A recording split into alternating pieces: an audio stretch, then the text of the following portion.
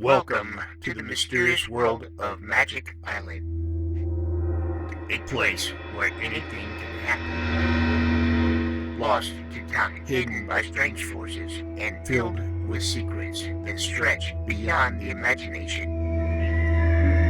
Our heroes have set sail into the unknown, where adventure, danger, and discovery await them at every turn. Each episode brings them closer to unlocking the island's mysteries, but with new challenges.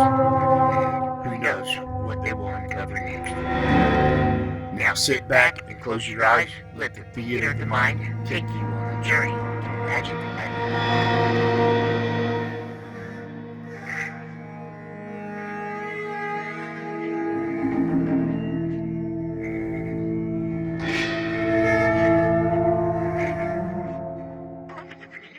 Captain Tex Bradford and Elaine Raleigh, the Euclidean girl submarine commander who has joined the Gregory party, have been flying 4 hours in the stolen Euclidean rocket plane, trying to reach the location of Euclidia before their fuel gives out. Just outside Los Angeles Harbor, a small passenger vessel chartered by Mrs. Gregory has put to sea, heading for the same location, but expecting to require between 5 and 6 days to reach the captain and Elaine. On board with Mrs. Gregory are Joan, Jerry, and their faithful friends of previous cruises. Our story today leaves them 4,000 miles behind, however, and we join Elaine and Captain Tex Bradford in the Euclidean rocket plane.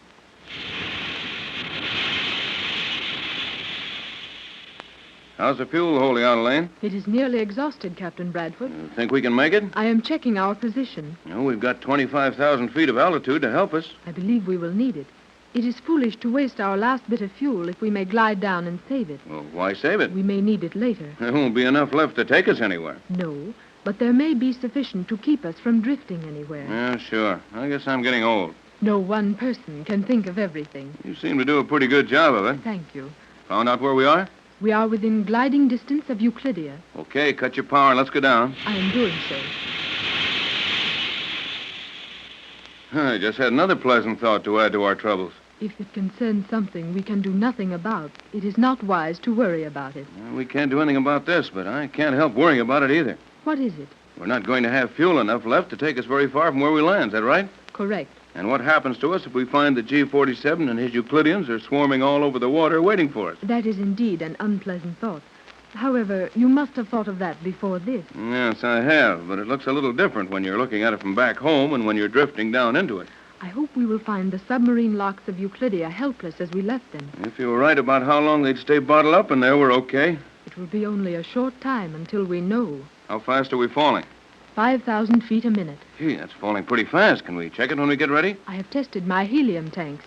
We have sufficient gas to inflate the shell and land gently. How will we be able to tell what the Euclideans are doing? The instant we land, I will be able to give you a full report on that. Well, how, if you don't mind telling me? I have directional radio beam receivers in this plane. They will register the slightest metallic disturbance. If we encounter none within a reasonable distance of the underwater city, we may be sure the Euclideans are not operating outside the confines of the city. You seem to have covered everything. How's the altitude? 18,000 feet. Lost 7,000 feet already. Precisely. How about radioing to Mrs. Gregory's boat and finding out what they're doing? I would not recommend that as yet. I suppose it would be better to wait until we're sure about those Euclideans. That is my opinion. G-47 and his scientists would make a desperate attempt to escape with at least a chosen few of the Euclideans. Yeah, and he might succeed. He would succeed very easily if he wanted to take only his chief scientist. They'd use the same surface lock we escaped from, I suppose. Exactly. But they wouldn't take any boat. No way of getting away from that position. Not for any great distance, to be sure. But they have life rafts which could be inflated and float them for some time. I'd hate to be playing around among the sharks in a rubber lifeboat for very long. Those boats are not rubber. They are made of very thin copper. They do not tear easily, and the Euclideans' ray guns would discourage the sharks for some time. Nice party we're getting into. It does present difficulties. However, I believe we will overcome them. That right? 11,000 feet? Yes.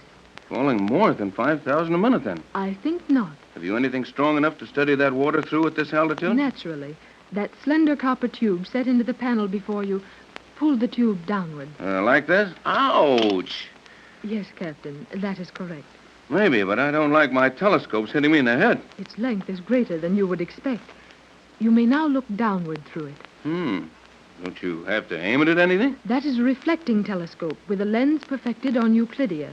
You will be able to sweep a mild section of ocean surface clearly from this altitude. Which is, 8,000 feet. Anything I can do about the particular part of the ocean I might want to look at? Not with that instrument. It is, however, perhaps the most effective thing you could use at this time. The focal center of that telescope is synchronized automatically with the center of our landing area. And if we change course or angle of descent, your scope will change with us. Good enough for me. Our landing area is exactly what I want to be looking at. The graduated scale on the shaft may aid you in focusing. Yes, I'm trying it, but there doesn't seem to be... Yes. Hold everything, Elaine. What do you see? Take a look. You know more about what to expect than I do. I suggest you don't go down any lower until you do take a look. I'm stabilizing at this altitude. We are now 5,000 feet. Well, hurry up and look. I am, and I see what you saw. That, Captain Bradford, is a Euclidean life raft with several persons aboard. Which does what to us? That remains to be seen. Would they have a radio on that thing? Undoubtedly. Then if we radio Mrs. Gregory's boat, they'll hear it down there? Probably. Just the same, I've got an idea, and I'm going to try it out. You are in command, Captain. Have those Euclideans any way of knowing that we're almost out of fuel? No. If we had not carried an excess load to Los Angeles and flown at excess speed coming back, we should have fuel for several hundred miles. Good. Now I'm going to try something. And no matter how crazy it sounds, don't interrupt until I'm through. Proceed, Captain. The transmitter is ready for you. Bradford to Gregory boat. Bradford to Gregory boat. QRS. If you are getting me, make it snappy. We haven't any time to waste. This is emergent. Go ahead, Tex. Hall is answering. Can you hear me clearly, Jerry? Swell. Go ahead. We are over Euclidia. From the looks of things on the water, some of them are trying to escape. We are going down and drop some of my solvent on their raft. Naturally, they can't hold out long. If they came out of where we think they did, they'll have to jump for their lives and dive down into that airlock again. Have you got that much of it? Got it all. What do we do? Just keep coming as fast as you can. We'll set down over that lock and anchor the solvent around Euclidia where it will do the most good. I just want you to know our plans so you'll understand that we'll be on the water and saving our radio power if you don't hear for some time. Okay. I'll tell Mrs. Gregory. Everything's fine here, and we're getting 21 knots out of this old tub. Good work, kid. Now keep your chin up. We'll be seeing you. That's all. Cut the transmitter. I have done so. Well, how about it? It was an excellent idea, Captain. Now we shall see if the Euclideans are taking it seriously. Well, if they didn't hear it, we'll have to do it all over again. Would Jerry understand? You bet he would. That boy doesn't ask any questions till he knows the meeting's open. There is some activity in the life raft below. Are they getting ready to leave it? I cannot be sure, but it looks as if they are indeed putting on their helmets. And we'd better get down there to make this attack of ours look as real as we can. Agreed. We descend, How quick can we get down there? allowing for time to circle as we descend. Keeping that point under the axis of our circle, we should land in 120 seconds. And can they all get back into that lock in 2 minutes? Hardly. Not and deflate the raft. Good. That's what I want, that raft. See just how fast you can get down to them. If they abandon that raft, we may find supplies on that will do us a lot of good during the next 6 days. Correct, Captain. We will descend as rapidly as possible. And if our bluff doesn't work, if G47 has nerve to stay on top of the water and see this thing through, well, we haven't a chance in the world of beating him. I believe we have. This plane will afford us much more protection than an open raft, and we can easily extinguish their lives with our heavy ray guns. Oh, none of that, Elaine. You don't seem to get the idea that in our world we don't go around killing people. Either we'll take these Euclideans prisoners one of these days, or they'll take us again. Yours is a strange world, Captain, but I realize that you are right. However, it's mighty poor satisfaction to be right if you lose out. I think you will not lose, Captain Bradford. What do you see now? You watch through the scope. I will maneuver for a landing. Yep. They're leaving the raft. And they're getting off fast. Say, they won't have time to take it with them. That is well. Drop down there just as fast as you can. We'll grab it. I would suggest not rushing into a landing in that exact spot, Captain Bradford. But I'd like to get the provisions off the raft. Precisely. And G47 knows that beyond a doubt, or at least suspects that you want the raft. But we're running out of fuel. We have run out. All gone? There is no more fuel. And we'll have to land right on that spot if we're going to make sure they stay down under. I will have enough compressed helium to use for surface maneuvers for several days, I believe, and I advise against landing near that raft. But why? They can't hurt us. Now look, the last man is going over the side of that raft now. They can't have anything on but those temporary diving helmets, and they haven't any choice but to get back into that lock. Nevertheless, with your permission, I will land at least 100 yards from that raft. Well, I can't see any reason for it, but I know you must have one. I have. And in a very few seconds, I will show you an active demonstration of my reason. Well, what are you going to do? I am gliding toward that raft, exactly as if I expected to land there. But at the last second, I will elevate the nose of this plane and attempt to glide beyond the raft, passing over it at an elevation of about 50 feet. And then? I am not sure, but I would suggest that you brace yourself firmly in that seat. I begin to get the idea. They're not going to leave that raft helpless for us to pick up so easily. That is my thought. Brace yourself tightly.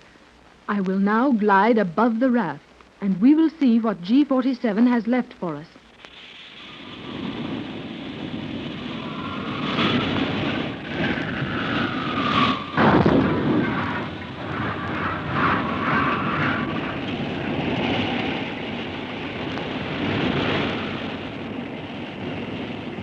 What do you think now, Captain? I think that's about as close to getting blown to bits as I ever want to come. It was indeed too near for comfort. I will now land as gently as possible, though you might preserve your position of self-protection, as I do not want to waste our helium in landing perfectly. Well, save the gas. Go ahead and smack the water as hard as this ship will stand. After the tossing around that explosion gave us, I can stand anything. Brace yourself. We will now land. Okay.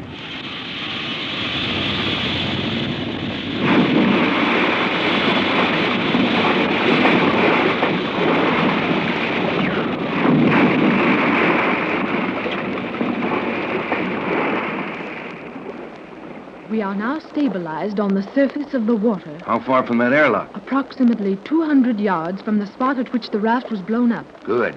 Now, I suggest you use a little of the gas to get back directly over that airlock. Then we'll take steps to bottle the Euclideans up good and tight. Very well. Do any of those magnetic bombs? Several. All right. Use a couple of them to hold that airlock shut, and we'll save my solvent until we actually have to use it. Agreed. I will release the bomb when we are over the lock. One such charge will paralyze the lock for 2 hours. Good. And after I'm sure those fellas can't get at me, I'll dive down there and fix some of the solvent to the lock gate. Then we'll be safe indefinitely. Excellent. Well, Captain Bradford, it looks as if you are in command of the city of Euclidia at last. We are directly over the lock. The city is powerless.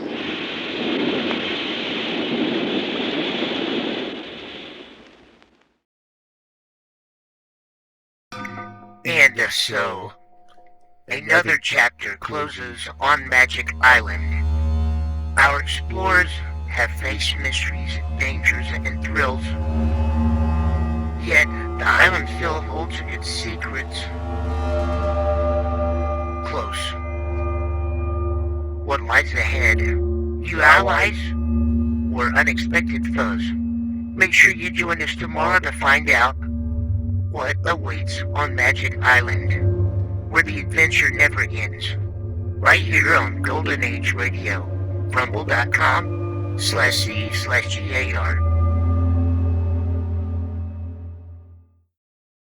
If you're too impatient to watch all 130 episodes, one per day, there's a link in the description so you can watch all the videos you want all together.